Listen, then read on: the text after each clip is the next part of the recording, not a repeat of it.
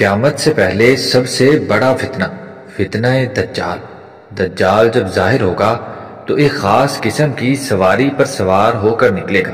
اس کی سواری میں کس طرح کی پاور ہوگی، اور وہ بلٹ ٹرین سے بھی زیادہ تیز کس طرح بھاگے گی، اور دجال اپنی طاقتوں کے ساتھ دنیا میں کیا کچھ کرے گا۔ ان سب باتوں کو جاننے کے لیے ویڈیو کو آخر تک ضرور دیکھیں۔ پیارے دوستو، دجال امت مسلمہ کے لیے سب سے عظیم فتنہ قرار دیا گیا۔ قیامت تک دجال سے بڑھ کر کوئی فتنہ نہیں آئے گا۔ اس فتنے کے انتہائی خطرناک ہونے کا اندازہ آپ اس بات سے لگا سکتے ہیں کہ ہمارے پیارے آقا صلی اللہ علیہ وسلم اپنی نمازوں میں دجال کے فتنے سے اللہ تعالیٰ سے پناہ مانگا کرتے تھے۔ پیارے دوستو، دجال کے بارے میں معلومات حاصل کرنے کے لیے جو ہمارے پاس معتبر ذرائع ہیں وہ نبی پاک صلی اللہ علیہ وسلم کی احادیث مبارکہ ہیں۔ ان احادیث کی روشنی میں ہم یہ جان سکتے ہیں کہ دجال کے پاس کس طرح کی قوتیں ہوں گی، اور وہ ان قوتوں کے ساتھ دنیا میں کس طرح تباہی مچائے گا۔ ان احادیث کی کتابوں میں دجال کے بارے میں جو روایات ملتی ہیں ان کا مفہوم یہ ہے کہ دجال جب نمودار ہوگا تو لوگوں کی ایمانی حالت بہت کمزور ہو چکی ہوگی۔ دجال دنیا میں 40 دن گھومے گا۔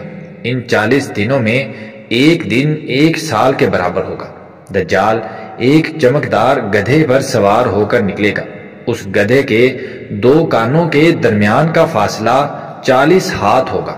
دجال اپنی اس سواری پر بیٹھ کر سمندر میں اس طرح داخل ہو جائے گا جس طرح ایک گھڑ سوار تنگ ندی میں داخل ہو جاتا ہے۔ دجال کے لیے زمین سمیٹ دی جائے گی، یعنی وہ بہت تیز رفتاری کے ساتھ سفر کرے گا۔ وہ سورج کے غروب ہونے کے مقام پر سورج سے بھی پہلے پہنچ جائے گا۔ دجال کے پاس 70,000 کی فوج ہوگی۔ ان کے سروں کے اوپر سبز رنگ کی چادریں ہوں گی۔ دجال ایک ٹیلے پر چڑھے گا اور لوگوں کو آواز دے کر کہے گا، لوگو میری عبادت کرو، میں تمہارا رب ہوں۔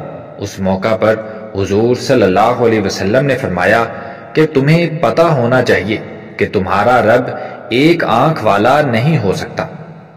یہ کیسے ہو سکتا ہے کہ جو لوگوں کو آنکھیں دیتا ہے وہ خود بینائی سے محروم ہو؟ دجال کے ماتھے پر واضح الفاظ میں کافر لکھا ہوا ہوگا اور ہر کوئی اسے پڑھ سکے گا۔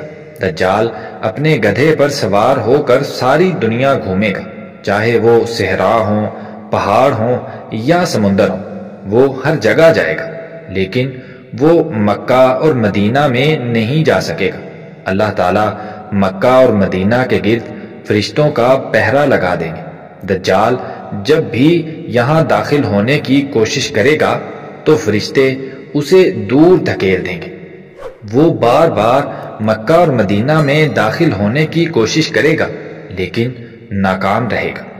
احادیث ہمیں یہ بتاتی ہیں کہ دجال گدھے پر سواری کرے گا، اور اسی وجہ سے یہودی خاص طور پر گدھے کی تعظیم کرتے ہیں، اور وہ اپنی خفیہ عبادات میں گدھے کو شامل کرتے ہیں۔ اور بعض لوگوں کا یہ بھی ماننا ہے کہ یہودی اپنی عبادت کے دن گدھے کو بیت المقدس میں لے جاتے ہیں اور اپنی رسم و رواج کے مطابق اسے طرح طرح سے سجاتے ہیں اور اس کی تعظیم کرتے ہیں۔